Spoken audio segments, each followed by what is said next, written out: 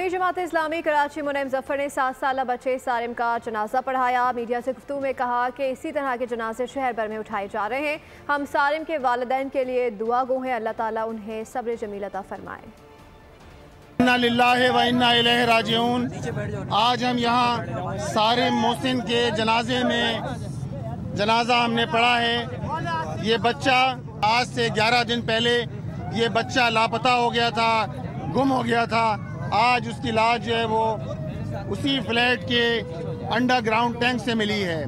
बहुत ही अफसोसनाक बात है। आज हम उस बच्चे के जनाजे में यहाँ शरीक हैं और इस तरह जनाजे हैं शहर में उठाए जा रहे हैं। हम दुआ गो हैं उस बच्चे के लिए भी, उसके वालिदैन के लिए भी कि अल्लाह ताला उनको सब्र जमील अता फरमाए, बेहतरीन नेमुल बदल अता फरमाए। ये अल्लाह की तरफ से है, उसी की तरफ से था, उसी की तरफ चला गया है। लेकिन जो अंदोनाक वाक़या हुआ है, जो हादसा हुआ है, उस पर हम गम का इजहार करते हैं, अफसोस का इजहार करते हैं।